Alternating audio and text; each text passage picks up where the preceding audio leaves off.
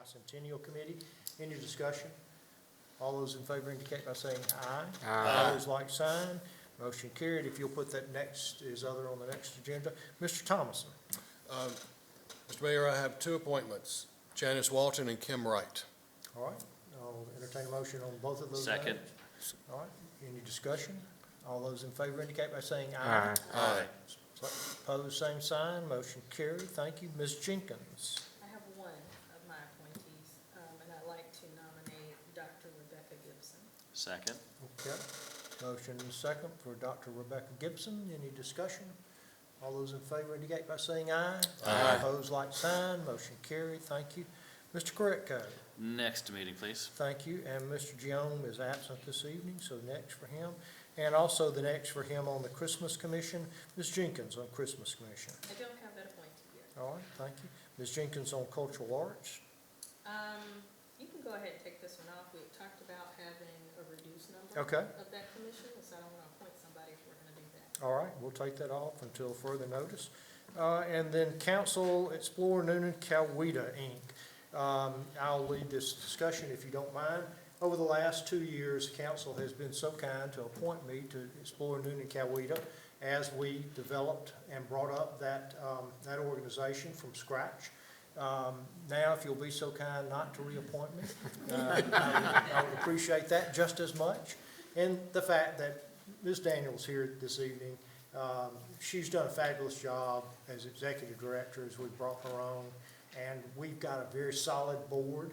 The person I'm going to suggest tonight that we add to that board to take my place is going to make it just that much more solid. She is the executive director of the Newnan Center.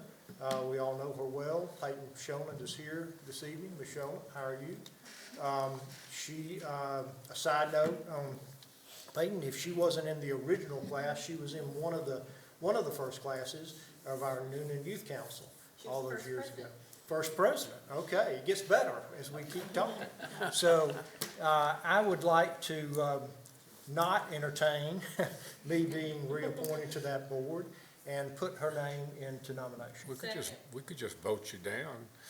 We could do that too. That's an option.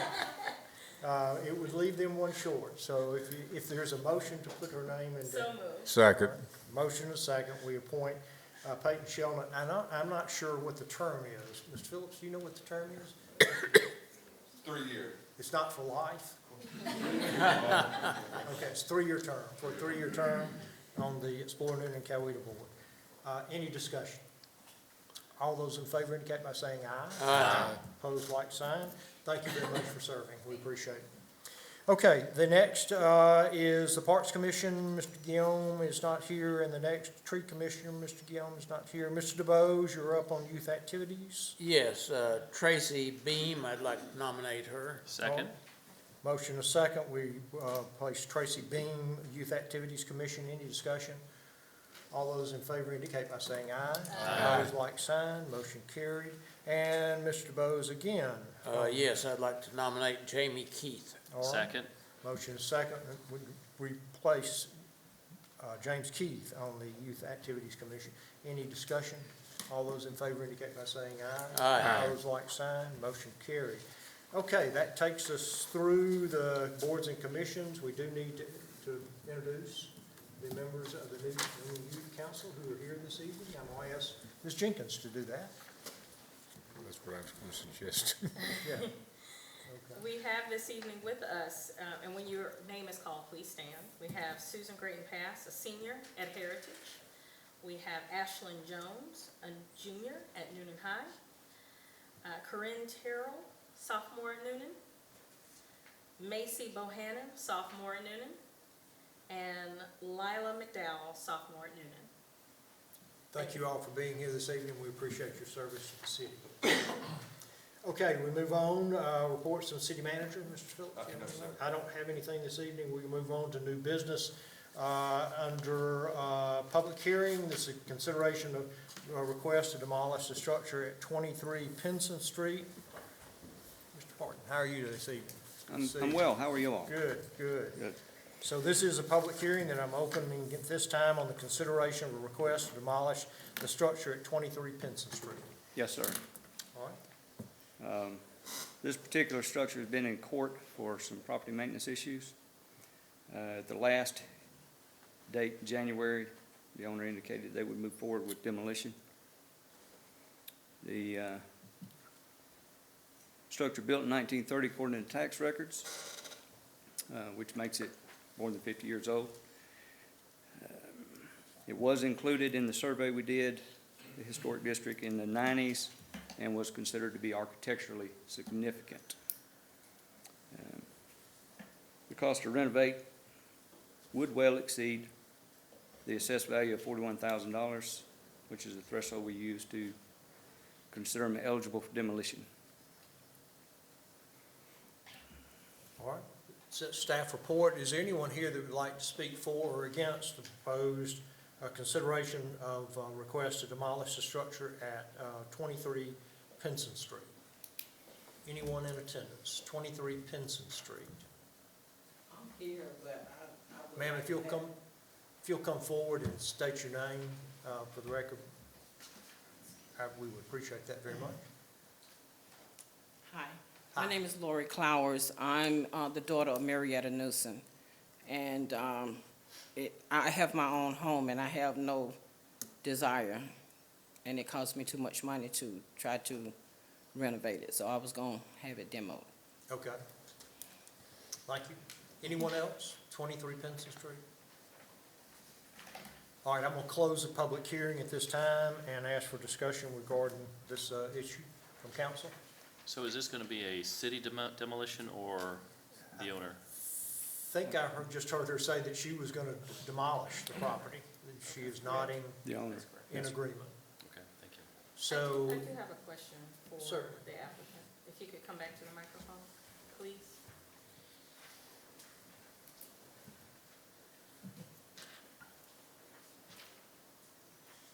Thank you for being here. You're welcome. What do you plan to do with this property? Once you've demolished it? I'm just gonna keep it because it was my mom's. I hate to see it go.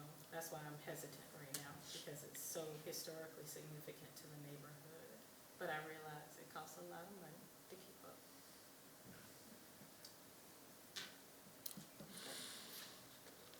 anything else? Anyone else? Okay, thank you, Ms. Cloud. We appreciate it very much. Thank you. Okay, in this case, Mr. Sears, do we need to actually take action on this since she has said that she's gonna demolish? Okay, so a 30-day. You have to approve her to demolish. Right, so it's because it's 50 years old. That's right. Okay, so is there a motion to approve the demolition? Yes, so moved. Second. Okay, a motion and a second to approve the demolition at 23 Pinson Street because of the age of the property and the condition of the property. Any other discussion? All those in favor indicate by saying aye.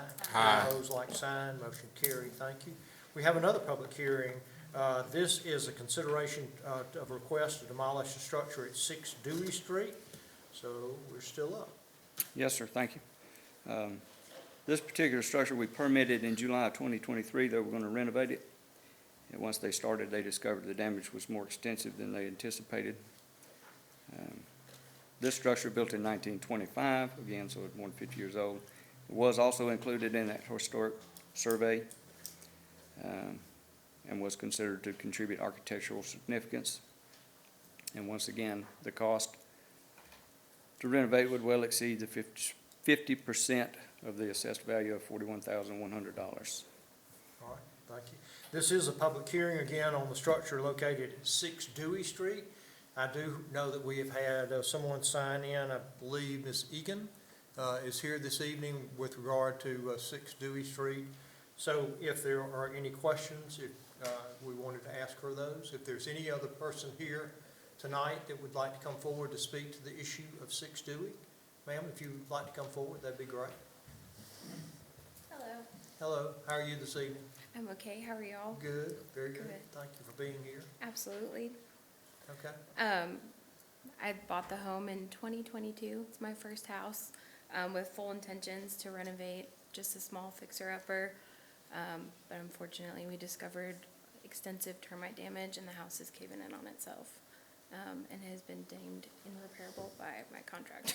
So, the end goal would definitely be to build a new property. I just don't know when that would be possible at this time. All right, thank you for being here. Absolutely. Any questions, Ms. Egan? No. Okay. All right, anyone else want to speak to the issue of 6 Dewey Street? This is a request for demolition. All right, I'll close the public hearing at this time and ask for a motion on the issue. So moved. Second. Motion second would grant the request for the demolition at 6 Dewey Street due to the age of the property and condition of the property. Any discussion?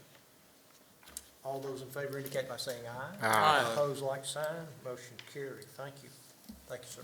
Thank you. Have a The good next evening. item on the agenda this evening is a consideration of a contract award for the Carnegie Audio contract upgrade. Ms. Crutchfield, how are you this evening? Good. How are y'all tonight? Very good. Thank you for being here. Absolutely. I'm here to present before you the recent request for proposals for the Carnegie Audio Control update at the Carnegie Library and requesting approval to enter into a contract with Inuvo as the low bidder and to approve the overall budget for the project. I'm happy to answer any questions you have about this. Anyone? Okay, I'll entertain a motion on the issue. So moved. Second. Motion is second. We approve the contract award with regard to the Carnegie Audio Control upgrade. Any other discussion or questions? All those in favor indicate by saying aye. Aye. Opposed, like sign. Motion carried. Thank you so much. Thank you. The next item on the agenda this evening, Ms. Kelsey, I think, has consideration of contract award for program management services from CPS, Comprehensive Program Services, for the SPLOST Park projects. Yes, Mr. Mayor, City Council, good evening. Attached to your agenda materials, you'll find a proposal from Comprehensive Program Services. And in that proposal, it outlines program management fees for 5 SPLOST park projects that would be constructed in '25. We did spend some time kind of talking about these at retreat and also at our last council meeting. You'll recall that these projects are the Greenville Street Park, pickleball courts, the Link segment, Bicentennial Park and Lynch Park. The total fee for services of this contract is $240,120. We believe that project management is going to be important to ensure that the projects are completed on time, within budget, and to the expected quality of work. The scope of work will include planning activities, design, construction, and the closeout of each of those projects. Staff would recommend that council move forward with execution of this contract with CPS. The funding will be from the 2019 SPLOST funds. Be glad to answer any questions. Mr. Johnson, the CEO of the company, is here with us tonight. We appreciate his attendance in the audience. Okay, I think we all know Mr. Johnson and the quality of his work with CPS, and he's worked with us many times on many different projects. Are any questions regarding this particular contract? Any, no questions? If there's a motion. Motion to approve. Second.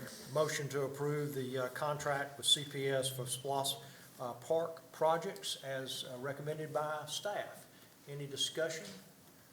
All those in favor indicate by saying aye. Aye. Opposed, like sign. Motion carried. Thank you. Thank you, Mr. Mayor. The next is a consideration of resolution to condemn property along Savannah Street and Pinson Street to start the culvert replacement construction. Mr. Enriquez, how are you this evening? Good evening, Mayor and Council. The city is in the process of replacing 2 culverts along Savannah Street and Pinson. So we're asking the council to consider the attached resolutions for the use condemnation on 4 properties in order to acquire the right-of-way and the easements necessary to enable the city to complete the construction project. Okay, this is something that's a little bit different than what we normally do in council is, so are there any questions this evening considering the resolutions we're gonna adopt? I do. Okay. I'm just trying to understand just how much property we're taking, and I know there's maps in here and all that, but I wanna make sure I'm understanding what I'm looking at. We're only talking about, how wide is that strip? 'Cause I'm having 5 foot, So, 5 feet, a little less than 6 feet. so we're acquiring some right-of-way We're acquiring some right-of-way as well as permanent easements. So it's a little more than 5 feet. Okay. So there's a permanent easement area in orange on 83. Yes. And then there's the actual taking on, in the yellow. If you look at the yellow, that would be the right-of-way, and that would be in order for us to provide sidewalk along Savannah and Princeton, and as well to relocate some utilities along the Okay, corridor. the orange is where we have a permanent easement. which Yes. means That's still their property, but we have to. Yes, they have to for leave it slope with maintenance, Nothing else on it. yes.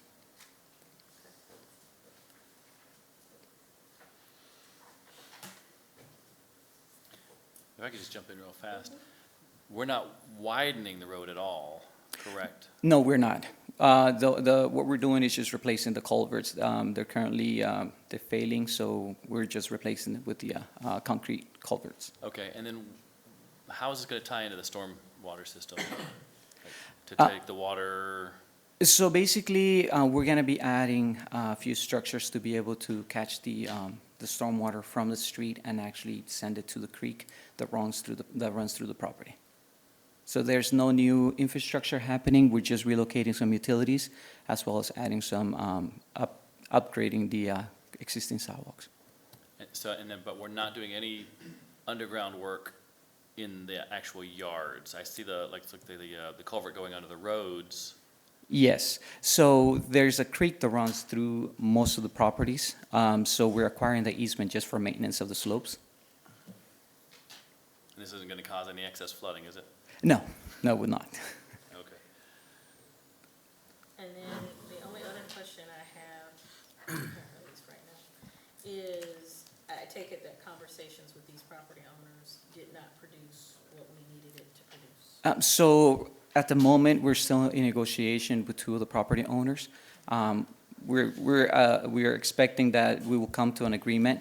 There's two property owners that we have not been able to get in contact with, and we have done as much as we have been able to in order to reach them. So how does this action affect your conversations then, if you're in good faith negotiations? So this resolution is an effort to prevent any delays. We are currently in contract with the design consultant, so we're working concurrently to be able to obtain the easements as well as get the contracts executed and order the materials for construction. So this isn't gonna undermine those conversations? No. where we are? No, we're expecting for the two properties that we're in negotiations to come to an agreement. So we're not expecting to use these. We're just doing it in the event that negotiations break down, but we don't see that happening.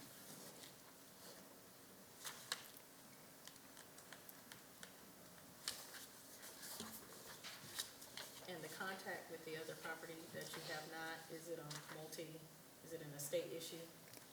So one of the property owners lives out of state, and we have not been able to locate them. And the second property owner is within the state. There are actually 7 parcels on this. All right, we've already closed 2 of them. 2 more of them, we're in the process, well, let's see, I guess it was 8.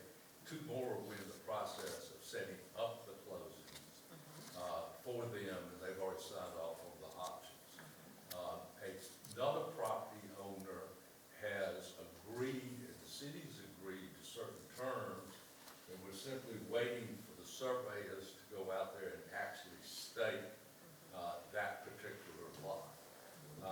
Then one of them, there have been some conversations with him. He understands what is going on. He just hasn't signed the option yet. All right, the other 2 properties, one is in Atlanta, and we got the return. We've sent out mails and letters and on all this stuff. We sent that one out. That one did not come back. We haven't heard from that person. So we went ahead and sent an offer package by Federal Express to that person. They have not yet responded. The other one we have some concern with, and we're actually talking to some folks to try to find out if people know them. They live, or their address is in Florida. I have gotten word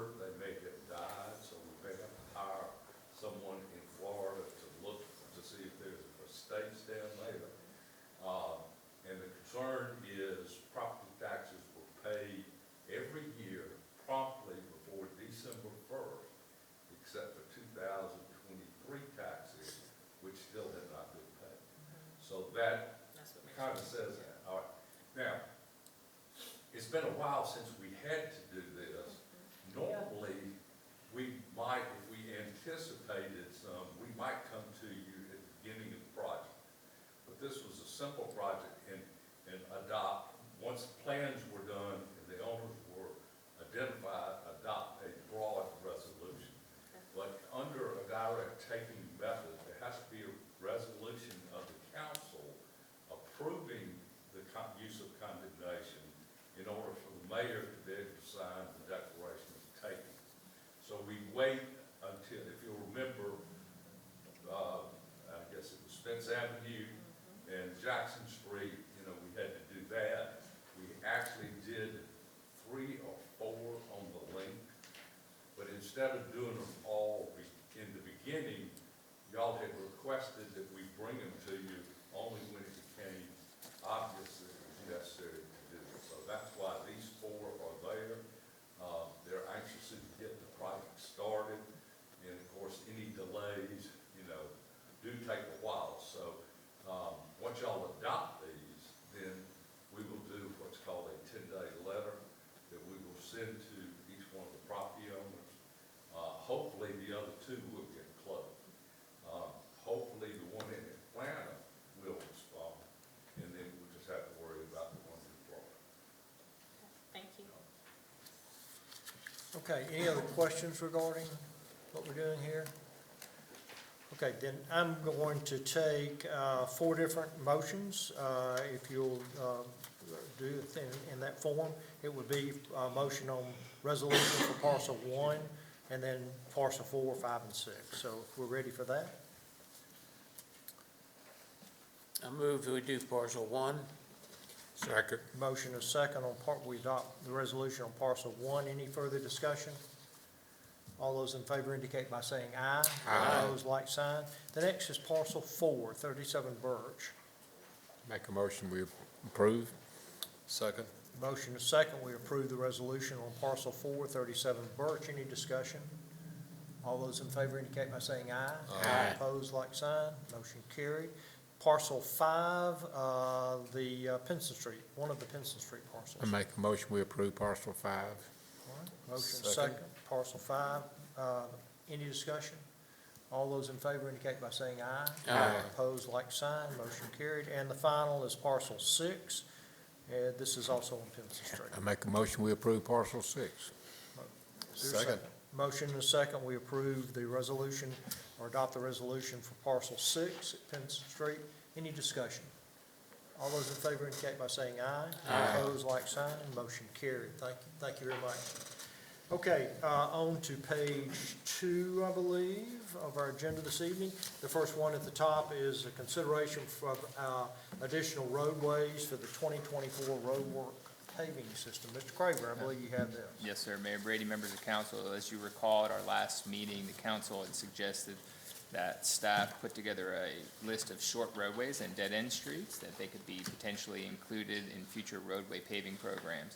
Over the following subsequent 2 weeks, staff developed that list. The full list includes 44 roadways totaling nearly 18,000 linear feet, with an estimated total cost of $1.6, almost $1.7 million to improve. Staff got together thereafter and prioritized those roadways.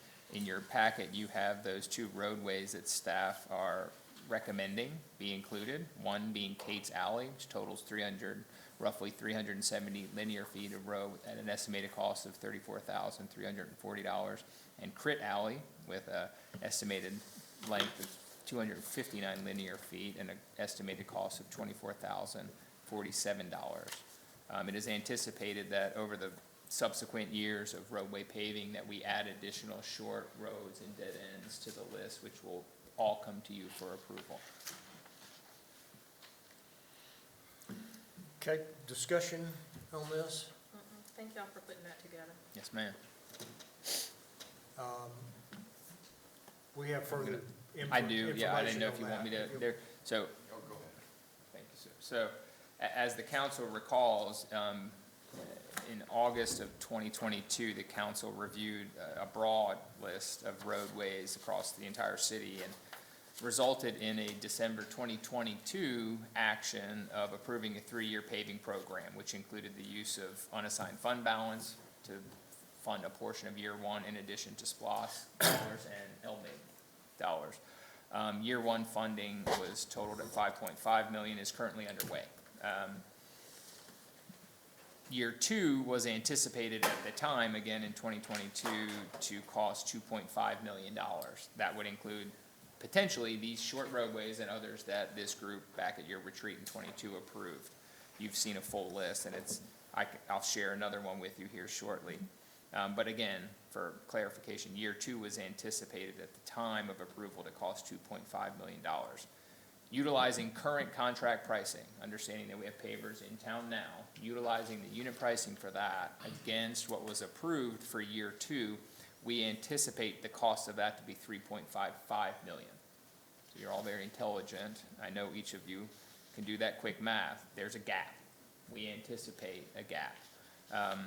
Currently, we have $2.6 million in available funds for this year 2 program. But again, we anticipate costs at 3.55, so there's a gap there. What we recommend is postponing the paving of certain streets for this year 2 program to fit within the budgeted amount. And if I may approach, I'm going to give you a list of those roadways. Thank you. The gray across the top is what's currently being paved. The green in the middle is year 2. The blue, if you will, at the bottom would be year 3. The highlighted roadway sections in year 2 are those that staff are suggesting be postponed. And I'm being careful with my words because I don't want you to think that we're not going to perform these roadway improvements. However, those are those that, as we look through the list, score a little bit higher, are grouped logically together, and can be moved into year 3.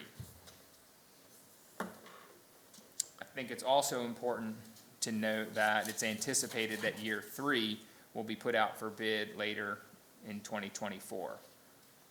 Also, another note, one of those roadways highlighted in the green section, or year 2, is Diplomat Parkway.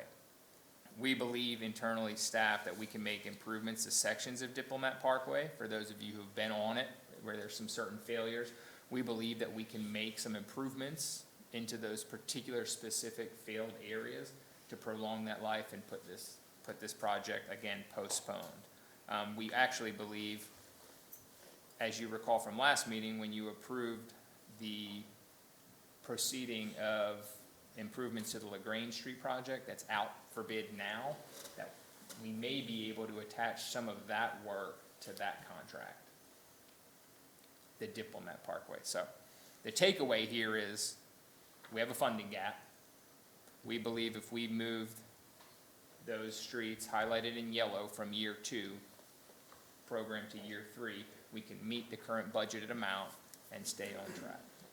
Okay, so this deviates so widely from what was on the agenda for us to approve those 2 off the list streets at a certain amount.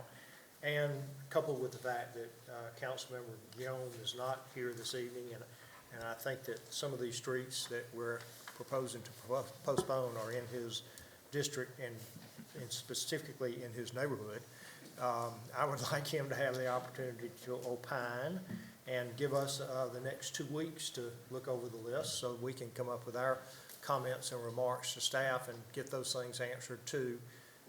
So we can have discussion. I'm not trying to curtail any discussion tonight. If you'd like to ask some questions that are on the tip of your tongue, that would be great. I'm okay with moving it. Otherwise, what Mr. DeBose. I'm okay moving it. Move it to our next agenda, 2 weeks from now. So do you need a motion to do that? I would appreciate that very much. Motion, second. I was gonna give Ray a chance. Okay, so I have a motion and a second. Any discussion? I appreciate the 2 weeks, because most of these actually are all in Summer Grove, other than Diplomat Parkway. All of them are in Summer Grove. But I'm sure Councilman Guillaume would appreciate taking a look at this as well. But yeah, I think just to make sure we do it right. Sure, oh, absolutely. And Okay. these probably could wait, you know, like I said, doing the patching, you know, Yes, sir. making it work to fit the budget makes a lot more sense. All right, sure, understand. So I have a motion and a second to put this on our next agenda in 2 weeks for discussion and possibly approval. Any discussion? All those in favor indicate by saying aye. Aye. Opposed, like sign. Motion carried. Thank you very much. The next item on the agenda is a presentation from Low Engineers, Jefferson Street, Clark Street, Jackson Street, two-way conversation, conversion project. So, Mr. Clark, how are you this Good evening? evening, Mayor and Council. We have brought in our design consultants that have been working on this project for a number of years, and believe, and he's like Cher, he goes just by Samir, so, and then his coworker Katie is over here. So Samir is here, he'll make a presentation to you, and you all have an opportunity to ask him any questions or anything that you know you may see that comes out of his presentation. So Okay. I'll turn it over to him. Good evening, Mayor and Council, and everyone else in the room.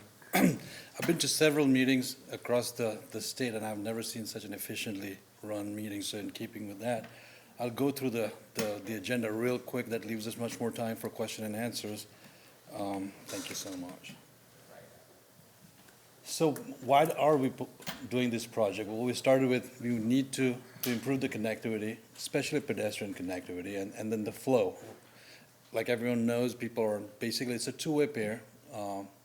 Southbound one direction, northbound one direction. You've got two intersections. You've got too many movements going on over there. So we selected these 4 intersections, Clark at Jackson, Clark at Jefferson, Jackson at Posey Place, and then Jefferson Street at Posey Place. And then if you come down the highway, there's just clusters of signage everywhere. You've got signs up, overhead signs, you've got signs on single posts. For people that live here, it's almost a daily thing, but people that are trying to go through the city, it's really confusing. So what are the problems? You've got vehicles traveling southbound on Jackson Street, eastbound on Clark Street. They're forced to divert route by about 0.4 miles due to one-way operation of Clark Street. They're coming down, they're using Posey Place or Posey Lane to go east. Pedestrian facilities are really not available. There's crosswalks in certain places, there's no crosswalks in the other places. Confusing overhead signage, like I said, there's right-of-way constraints. So you've got historic houses, you've got beautiful houses on both sides. We're trying to come up with solutions where we don't have to buy anything and we don't have to demo anything. And then you've got the fire department, you've got the safety, the police department with one-way pairs. Usually what we see is the time that the emergency vehicles take for response. And so these are the existing conditions. You've got, in the northbound direction, you've got dual left turn lanes and one that free flows up north. Between the two signalized intersections, you've got 3 lanes. One's really wide, the other 2 are 12-foot wide, and then they basically turn into left, through, and right. Similarly, you've got 2 southbound lanes on Jackson Street. You've got parking on both sides, and then if you're going eastbound, you basically make a right onto Jackson, you make a left on Posey, then you make a left again on Jefferson, and then you free flow up north towards the interchange. On the right, you've got circles where we really haven't seen a whole lot of pedestrian activity on the east side of the project, but on the west side, especially with University of West Georgia, and you've got downtown, you've got pedestrians that want to cross the road, and there's not much facilities out there. That's the cluster, not just the picture on the right, but if you look to your left, you've got the overhead signs. You're driving at 45 miles an hour, it's almost impossible to tell what's going on over there. Won't spend too much time on it. We do something called capacity analysis, so we collect data, we collect extensive data. We've got simulation models that we put this data into, and it tells us the capacity in terms of level of service, and it's graded between A and F. It's A, B, C, D, E, and F. We've got problems. The red is usually where the problems are, but that's existing conditions. This is when the counts were done in 2018. What we do is we look to design for the future, usually 10 to 20 years, and so we look at the growth rate, which is based on your demographics, your historic trends, permits that are in the area. There's several things that we look at to come up with a growth rate, apply the growth rate to the existing traffic data, grow the traffic data, and then analyze those future conditions as well. Now, crash summary, Katie actually did that yesterday or this morning, and you can see that there's been This 90% of the crashes are intersection related. The intersection to the west, you can see that it's got that red dot in there. There's 109 angle crashes. And I'm not trying to say that side swipe crashes or rear end collisions are not important, but angle crashes usually cause a lot of, I wouldn't say fatalities, but a lot of injuries for sure. And so those are the ones that the T-bones that we really want to take care of. Peak of 87 crashes in 2021. That's a lot. Usually we see between 5 and 15, 87. And sometimes crashes may not be that severe. I mean, even a fender bender will be considered under a crash, so don't be alarmed. It's not all that bad. Alternative solutions. I mean, first, we do nothing. We just let the traffic grow, and then we kick the can down the road. Well, in this case, we really can't do that. We definitely need to add pedestrian accommodations. You've got signalized two-way traffic is what we thought. I think 40 or 50 years ago, it used to be two-way, then we went to one-way. We're trying this again. We tried a single-lane roundabout. We tried multi-lane roundabouts. Multi-lane roundabouts do work, but then your right-of-way becomes an issue. You've got cemetery on one side, you've got historic houses, you've got a lot of constraints, so that's out of the window. And improving signage, especially because we have a bypass now. You've got a bypass, once you cross the interchange, we're starting to change the signage all the way from the bypass straight into the downtown area. These are just some examples. These are graphics. I didn't want to put the actual plans because they're boring, they're black and white, you really can't tell. Proposed build, that's the two-way conversion, where you're going eastbound, you come to the intersection, instead of coming down to Posey, you're gonna keep going towards Jefferson and go through there. Posey will be converted to a two-way local street. We still haven't decided whether we want to keep the signal or not. We really still want to have some sort of signalization wherein the cops and the fire trucks, when they basically put the siren on, there's communication with the signal. It gives them the green light. It reduces the response times for our emergency vehicles. We tried to look at it from a capacity standpoint and a level of service. Definitely the two-way works. And we're not just looking at it from a micro-simulation model. I mean, models do what we tell them to do, but it's overall engineering. At the end of the day, you have to use engineering judgment as well. And we really believe that a two-way pair, instead of a one-way pair, two-way is definitely going to work.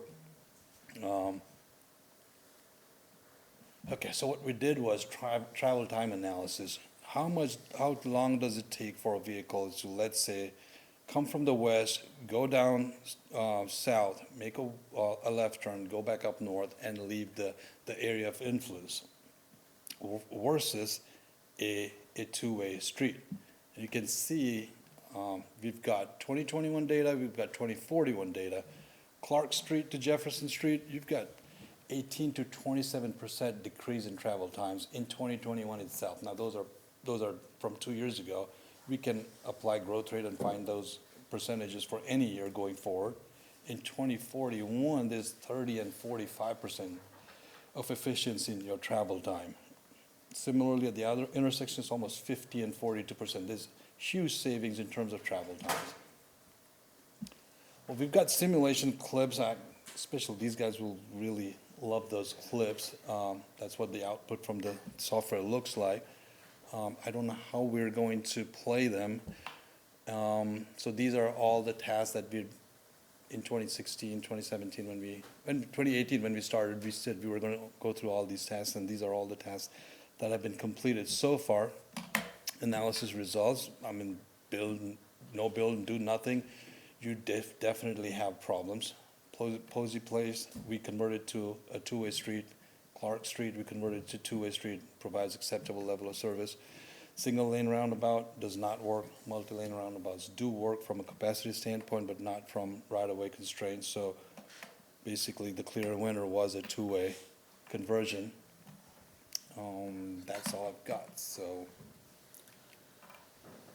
any questions? Okay, so, questions from council. This is clearly not an action item for this evening.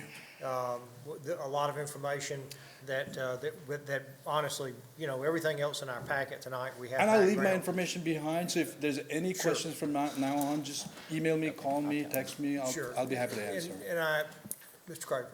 If I may, council, we do have those models. If you'd like to see them, we can put them up and Ms. Shea can turn them on so you can see them as vehicles are moving through that intersection, if that's something you'd like to do. Yeah, you can also send those to us, can't you? Sure. Let's just do that, if that's okay with everybody. Yeah. Yeah. Send us the entire package. My thoughts here is that we've got a lot more discussion to have on this.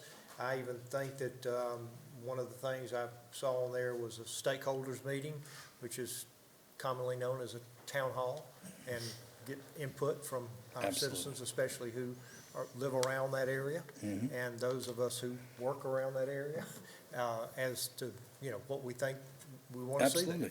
Absolutely. So, but we know we all can agree on one thing tonight. We won't take a vote on this, but I think we all can agree that the GDOT signage there is, I think if you just took all the signs down, you'd be better off than Every man for himself. Yeah, than to try to confuse someone, because So what you're we're right. recommending is not just declutter the signs, but also have pavement markings. That's right. It's critical that's critical to this. And I don't know but what that's not the first step to try to fix the problem, and then if it doesn't, move from there. I don't know. But that I want to see that the might whole be. report. I mean, I'd like to see. Absolutely. We need to see the whole thing and have an Absolutely. opportunity just to sit and ponder. If I may, I mean, obviously, this is the report, so what I would suggest, we certainly don't want to do it tonight, is if you have any questions, why don't you feel free to send me questions, and that way Sure. I can get it on the submitter, get it through Michael, that way we can get answers and get you prepared. Because at some point in time, there has to going to be some type of go, no-go, Right. alternate design, something. Which way we gonna on go, a particular yeah. project. That's right. And it's kind of, the information that's in here is kind of the summary. That's right. Absolutely. But we need to take steps to get to the point Yeah, where we if you have any the questions, up or I'd down love vote. for each of you to develop your questions, let me pass them along so that we can get answers for you. Sure. And the one thing that's not in there at all is cost. You know, what's the dollar number? So, I do have a quick question, if I Sure. could, just for clarification. You're talking about the level of service, the LOS, you know, 41% and all these different percentages. In today's dollar, leaving it as is, if we converted a two-way today, and then also in 2041, if you leave it as is, and if you leave it, do a two-way. Sure. In 2041, 2051, 2061, you know, there's no way to know for certain. There isn't. However, using the models, the two-way long-term is a better solution than leaving it as is. 100%, 100%. I feel very confident about it. Basically, the bypass is really gonna help. Definitely will reduce some burden on these two intersections, but as long as we do all the things, you just can't convert it to a two-way and leave it at that. There's improvements at both intersections. Like on my way down here, something new struck me, and I was like, if we can do this, it'll make it much more efficient. And so it's always trial and error, but from what we believe, we definitely think. So we haven't just looked at 2021. We've compared 2021 and 2041 across all alternatives. Yes, multi-lane roundabout does take you to level of service D or better through 2041, but it's just not feasible from a financial and from a right-of-way constraint. But with two signals, and we need modifications to both the signals in order to accommodate this, but if we do that, I believe in 2041, we will still have the two-way as the best alternative.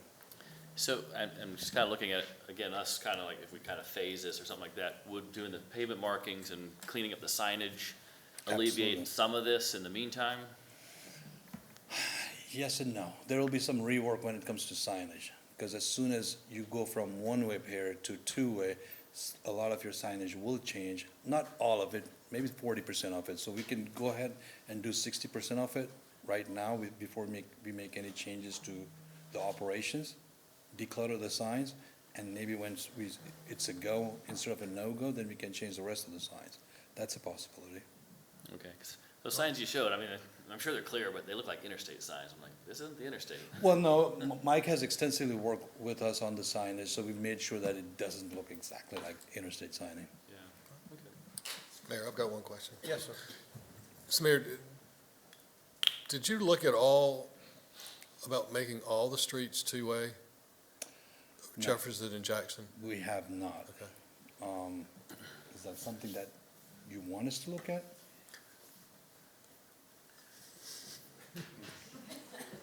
Truthfully, yes, but not, as for me personally, that's not a council thing, but, no, you've answered my question for now. We'll Okay. keep it scope, yeah. If we're gonna look at it, let's look at the whole, let's look at every idea we've got. The reason I like it is, having grown up here, my office is right at that intersection, by the way. Where the red dot is, I look over that, yeah. But anyway, and I know some people are here that live right there. We tend to go faster on a one-way street than a two-way. Yes. And so when you roll onto, out of Clark Street, or roll through the intersection right there going south into downtown Newnan, it's a racetrack. You come on through. So and I feel the same way as on Jefferson. When you roll over that hill going toward the Dairy Queen, it is all on, I'm out of town. So I really feel like it would instinctively slow everything down and make us more of a small town feel. It definitely Yeah. will. Parking helps. On-street parking does slow it down, but those streets are so wide that in spite of the parking, you've still got wide roads. And the other concern is people walking through the parked cars crossing the street mid-block, and that's another concern as well. Add it to the mix. Is there an objection to that? No. Anyone? Okay, I just think when you start doing two-way with some of the intersections we've got, I know. they're gonna be a total mess trying to turn left on some of those places. When you come off Jefferson going to Jackson, I mean, unless you're going down, stay down Jackson the whole time, it's just gonna be, and you're gonna have to change all your parking in town on one side or the other. That's And, right. I just think you're opening up another super problem that we can't fix with that. I'm not sure we can fix any of it, so. Well, we can make it But- better. but- We can't but we fix need to it. have We the- can't fix it. I mean, We need to have the discussion. Yeah, Yeah. I just don't think two ways gonna work at all. That's my opinion. So that can be part of the discussion. All right, so, we good? One other quick question for you. We talked about the budgeting, this would be all on our shoulders. This is a state highway. Is there potentially GDOT, how would that factor in with all this? It's probably for Mr. Clark. That's more of a Mike And as question. Michael's coming up, I'll answer part of that. Currently, in the 2024 budget, we have $1.5 million for this. It was anticipated this would be fully funded by the city. We would just be seeking a permit from GDOT. You may recall a Livable Centers Initiative study we had done many years ago. As a result of that study actually contemplated this intersection. We saw implementation funds, so not just planning money, implementation funds, and we were turned down for that application. I'm not gonna speak on GDOT's behalf, but we anticipated funding it locally, just permitting from GDOT. Okay, thank you. You're welcome. All right, anything else? No action needed here. Staff's got their marching orders, so we'll go from there. Thank you very much. Thank you very We much. appreciate Thanks a you lot. being here for this discussion, beginning of this discussion, or the continuation of the discussion. Under unfinished business, this is a public hearing. I'm going to open a public hearing at this time. How are you, Ms. Donovan? Doing well, thank you. This is a public hearing for the rezoning request of RZ 2024-01, 8.44 acres located off Newnan Crossing Bypass and Ashley Park Boulevard, tax parcel 08750430004. This is a change in conditions. The Thank floor you. is yours. Right. As you recall, this was the topic of discussion at your work session at your last meeting. This is the site that we're referring to here.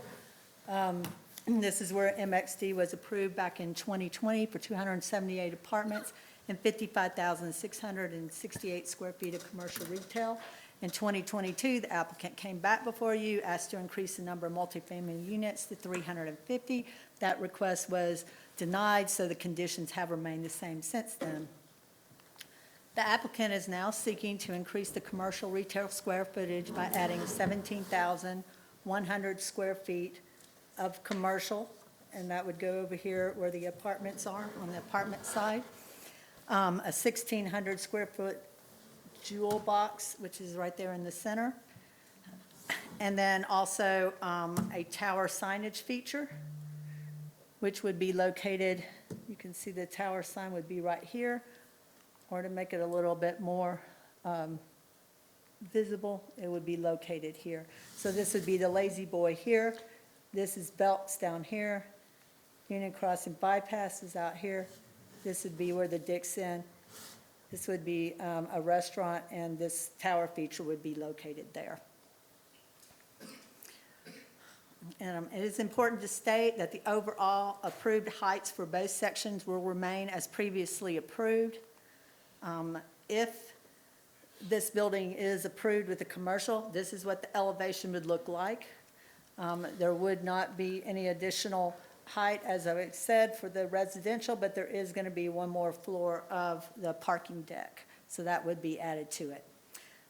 In terms of the tower feature, that was approved as part of the plan back in 2020 for 50 feet in height, but at that time, they did not mention any signage going on that. So since signage is a part of that mixed development, and it has to be approved by you all, that's the reason why the signage is back. At the work session, council asked that the applicant produce a rendering showing what this is going to be like as of more to scale, and this is what they put together. Even though there is a 40 feet allowance for height for the commercial portion, they're only looking at this building to be roughly 24 feet in height, and then the tower would stand up above it. And some other things, here's another depiction of it, showing where the tower signage is going on top of the structure here. He put this together just to kind of show you how it will be kind of inside of the area there, where the restaurant is, and you can see that the top portion of it would be used for the signage. Staff also put together a little map here that kind of showed you all discussed what other buildings and so forth in there had received variance and so forth for height. So I put together a depiction here that shows you over here, we've got the City of Hope, which has 80 feet in height. Anything on this side of the bypass is actually allowed up to 85 feet in height. 56 feet in height is the parapet with the Dillards. You've got 3 variances that have approved for over 50 feet in height for the hotels that are over across from the development itself. And you've got the apartments that are within the development that are going to be with around 70 feet. And it also has some little pictures here showing you. This is the Town Place Suites at the top. The second one you see down below that is going to be the Home 2 Suites. Both those are over 50 feet. You have Dillards, and this shows you when we were taking pictures back in the day, showing the 75 feet in height in comparison to the parapet that we did. And this is a picture showing the parapet as it is facing. And then this, of course, is the City of Hope with its signage up here at the top. And then this is going to be the new Hampton and Hilton Garden Inn that's just received a variance out there. As with all rezoning assessments, I'm going to quickly go through the 8 required standards and give you a little bit of summary of each. So staff felt that the proposed use would be suitable in view of the zoning and development adjacent nearby properties, since the proposed uses aren't changing from the previously approved uses. In terms of adverse impact on adjacent nearby property, again, we're going to see increased traffic, but that's going to be minimal, and the city engineer reviewed the request and basically said that they didn't have any additional comments regarding traffic or environmental concerns beyond what they originally requested in 2020. Could it be used as currently zoned? It could be used as currently zoned, but the applicant has indicated that the apartment project would not be economically viable without the increased commercial space. Would the project cause an excessive or burdensome use of public facilities? There will be an impact in terms of service provision, but in this case, all the service providers have indicated that they're able to address it, so therefore that impact will not be excessive or burdensome. In terms of the comprehensive plan, the future land use map shows this property as future mixed-use development, and so this would be compatible with the project as amended. Would the request be consistent with the purpose and intent of the proposed zoning? We said yes, because it's remaining a mixed-use development. Would the proposed use be supported by new or changing conditions not anticipated by the comprehensive plan? The city completed its full comp plan update in 2021, and we gave this property a mixed-use designation, and that's what they are asking it to stay as. Staff does feel that it shows a reasonable balance between the promotion of public health, safety, morality, or general welfare, and the right to unrestricted use of property. Staff feels that adding the commercial space beneath those apartments actually furthers project's ability to meet the intent and purpose of the mixed-use designation, and the project continues to be plan-based, and the proposed types of uses have not changed. So in summary, staff found that development met 7 of the 8 standards. As I stated at the work session, the Planning Commission held a public hearing on February 13th of 2024 and recommended that the requested amendments be allowed with the following condition. 1, that the plan will be consistent with the plan, density, project data, amenities, property conditions, and architectural details as updated and provided as part of the application. This would include limiting the number of multifamily units to 278, which it currently is allowed to do, and the height of the buildings in the residential section would remain at 70 feet. All comments specified in the city engineer's memo dated February 5th, 2024, which is included in your packet, will be addressed during the development of the project. The tower feature will only display signage on 2 sides, with the square footage allotment for each side being placed on the top 8 by 10 feet of the structure. And there was one other condition in the 2020 ordinance that said that due to the urban nature of the project, not all requirements of the landscape ordinance can be met. So therefore, the developer will submit a landscape plan showing alternative compliance, and staff would recommend leaving that condition in place as well. And that's the report of the Planning Commission. Thank you. Any questions, Ms. Donovan? A quick question is did the sign, the top of the sign, I thought before it was just a straight rectangle up. Now it looked like the top was kind of canted or offset by 90 degrees. I think Mr. Bergman can better answer that, since Okay. it will be his sign. And that was going to be my next comment for the applicant to come forward and state Thank you, Ms. Donovan. their case. Thank you very much, Ms. Donovan. Thank you for considering this request. Mr. Berman, how are you today? Good, very good. I guess to answer your question, the orientation of the tilt, I guess 45-degree turn, is one that we'd like to do just so it actually would cover the angle coming from the north and the south. You can see from both those sides. So it wouldn't just be the north and south or east and west. It'd be on those 2 sides you see on that. Is that the, yeah. Correct. So it'd be on both those 2 sides, facing south and facing north, but nothing on the back side toward the center. So if you'll, council recall, of course, we had a work session earlier this month on this particular item. There were several points, I guess, we asked you to maybe consider lessening the confusion. If you've got those and would like to go through those tonight, that'd be great. There were several questions we had.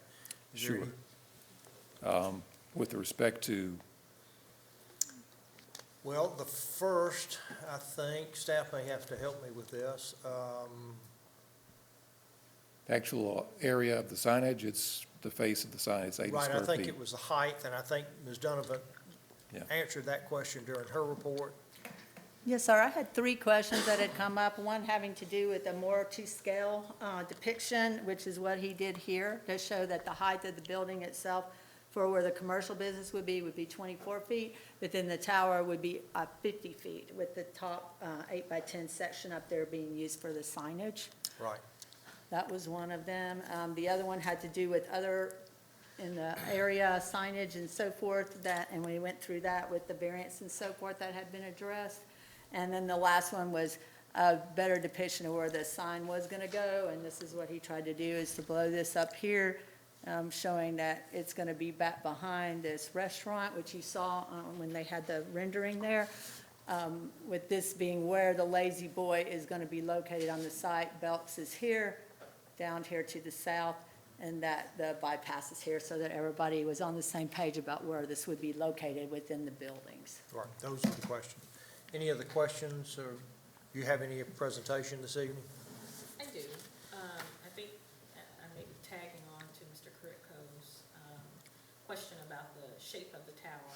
The last time we saw it, it was more of a rectangular tower with signage on one side and the other side, and knowing that, of course, you couldn't use the other side. And this seems to be the solution to get around the 2 sides issue. It's not to get around it, it's 2 sides. There's nothing on the back side of what's Yeah, but there. you're turning it, so it's like this Rubik's Cube kind of at the top. We that's can- turning it to give it more face. Yeah, we can go The back initial to, point was to limit it from the planning commission's standpoint, because Okay. they were given, they weren't given this, so they were given Right. the more flat and rectangular one. and all we had before was this scale plan. This is actually to scale with the elevation that was in the actual presentation. This is the side facing the restaurant. This is the other part of the building is facing the bypass, and this is facing back toward Belk. So that could be the same face. It could be just like that, facing north, south, east, west. But we thought we'd like to have it turned where you can see it both directions from the road. Doesn't have to be, but that's what we were thinking that would be a good way to present it for visibility from the north and south. Yeah, I don't like that, I'll be honest. I don't like the Rubik's Cube turn. Okay. At the top. I just don't. So we go back to this with a squared section, just two sides. It's fine. I mean, Okay. I mean, and that's just me. I don't know. Anyone else on that? Well, do you have any renderings with the height of the tower in relation, if you're on the bypass, you're looking back to the height with all the apartments behind it, like just kind of? no, I do not. The whole property in Right. perspective. That'd be a perspective view from the street. I do not have one of that. Again, the building, let me go back to, I went too far, okay. The buildings, both this building, we call this building 200, and 100 that's in the front next to the bypass are about 24, 25 feet high. Picture of the elevation of the apartments in here? Yes. That's what you're asking. Yeah, I'm just trying to see like the tower in relation, the whole property. Actually, these are 70, so the 50 feet would be somewhere down here. So you'd see the apartments behind the tower and the retail in the front. Of course, the distance away, they're actually across the parking lot, so you still would see the apartments above them. It may appear to be about the same height because you're closer to the bypass, looking at it from the bypass. It would help to have a section showing that, but the building height for the apartments are 70 feet. The tower would be about 50 feet. One other question I have is like the aesthetics on the whole thing. All the other signages on all those other buildings that we've approved are on the face of the buildings, whereas Right. this is a totally separate, effectively separate building. It's a tower with Right. signage. None of the other buildings have that. Right. Per se. And I'm just trying to get the whole aesthetics and try to piece this whole thing together. The main purpose of the tower signage there is that this is kind of the backside of this building unit. We have 3 building groups. This is one building group attached to Lazy Boy, and then a second building group here. This all has exposure to the bypass. This does not, and this will be a indicator for identifying these shops as a separate unit from Ashley Park as the shops at Ashley Park, and identifying the few of the special or tenants that are in this building on that sign. And you wouldn't be able to see it from any other direction. That's the purpose. If we were to approve this, would you be willing to proffer and put it in there so it's in concrete, the no digital or electronic signage? Yes, of course. Any other questions? Okay, this is a public hearing on the issue of the rezoning in this location. Is there anyone else here that would like to speak in favor of the project? Is there anyone here who would like to speak in opposition to the project? It's your opportunity to come forward to speak in opposition of the project. Anyone? Okay. Do you have any other presentation? I didn't mean to cut you off. If you had something, you're good? Okay. All right, then I will close the public hearing at this time unless are there any questions of Ms. Donovan regarding this? All right, I'm gonna close. Anyone?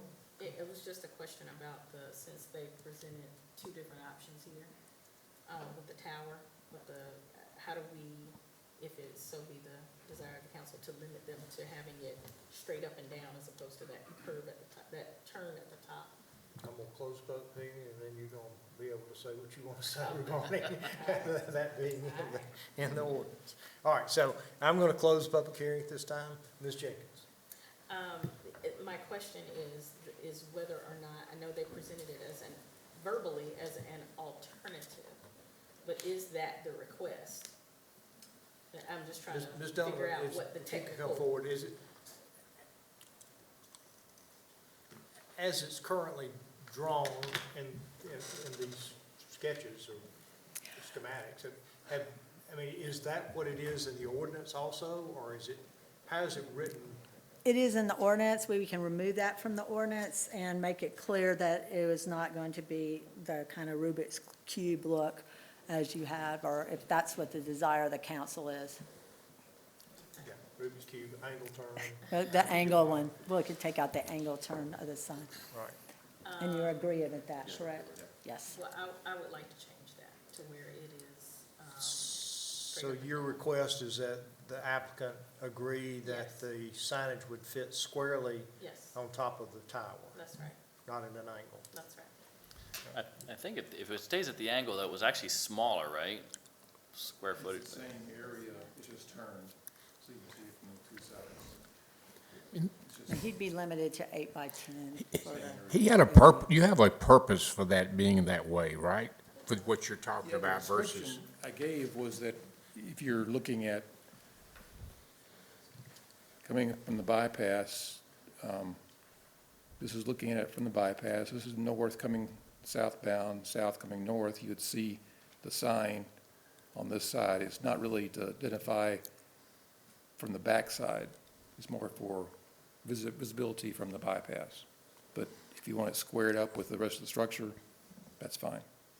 I mean, this was the whole concept behind it being turned, which is more costly than going straight, so.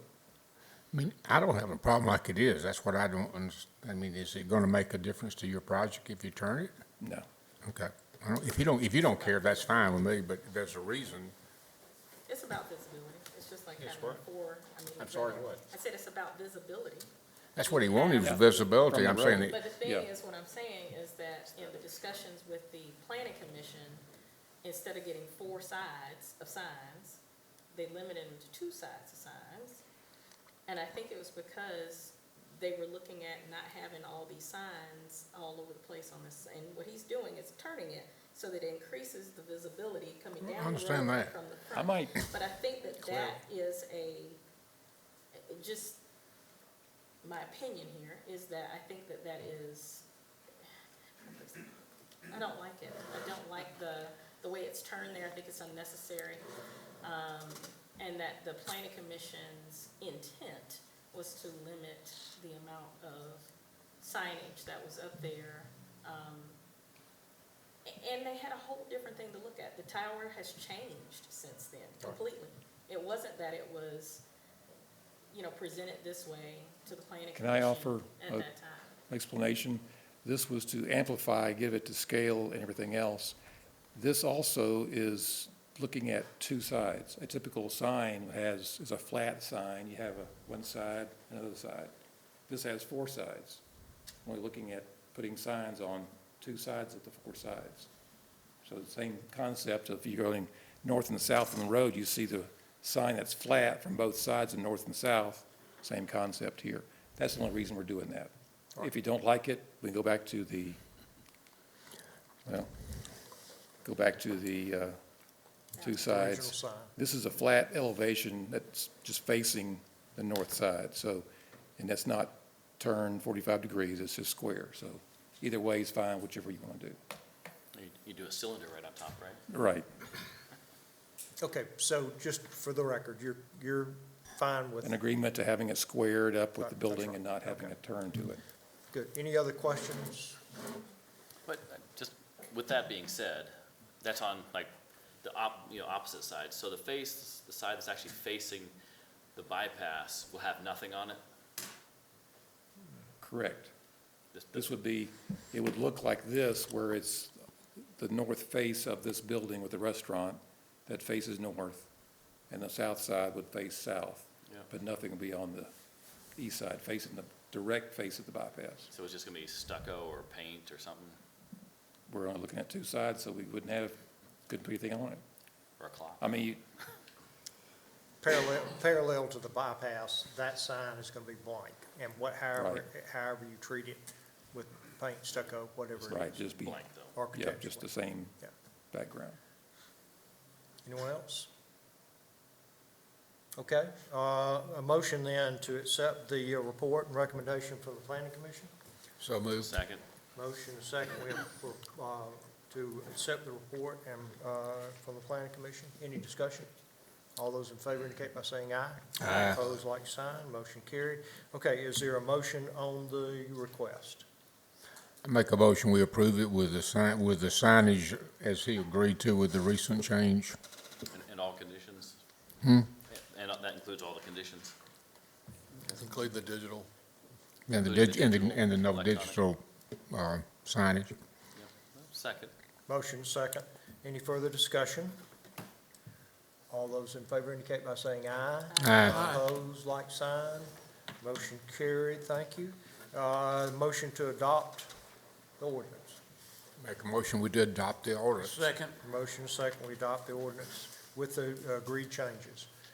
Any discussion? All those in favor indicate by saying aye. Aye. Opposed, like sign. Motion carried. Okay, thank you. Thank you for being here this evening. Under visitors, we have nothing this evening. So unless we have a reason for an executive session, I'll entertain a motion that we adjourn. I'll make that motion. Motion, is there a second? Second. I have a motion and a second to adjourn. All those in favor indicate by saying aye. Aye. Opposed, like sign. Thank you, ladies and gentlemen, for being here. We're adjourned.